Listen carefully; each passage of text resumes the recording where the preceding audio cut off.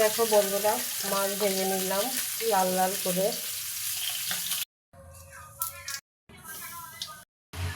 দেখো হলুদের গুঁড়া, মরিচের গুঁড়া, কাঁচামরিচ, লবণ দিয়ে সুন্দর করে মশলাটা কষিয়ে নিলাম।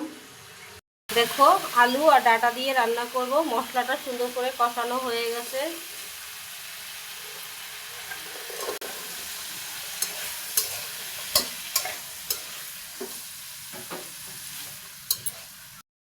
দেখো আলু আর ডাঁটা সুন্দর করে কষানো কমপ্লিট।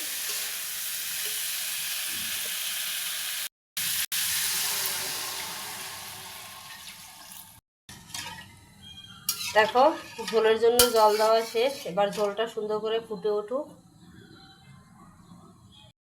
দেখো সুন্দর করে মাছের ঝোলটা ফুটে উঠছে। ভাজা মাছগুলো দিয়ে দিলাম বন্ধুরা।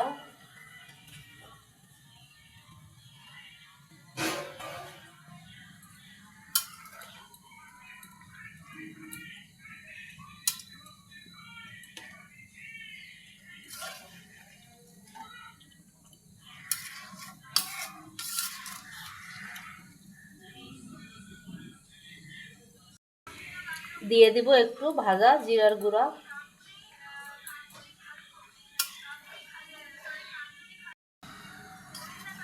দেখো আমার রান্না হয়ে গেল গরমের দিনে পাতলা মাছের ঝোল। গরমের দুপুরে এভাবে পাতলা মাছের ঝোল খেতে কিন্তু ভালো লাগে বন্ধুরা।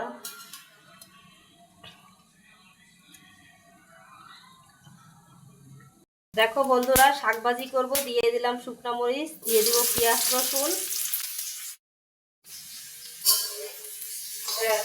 বেশি করে দিয়ে দিছি রসুন। রসুন দিলে শাকভাজি খেতে বেশ ভালো লাগে।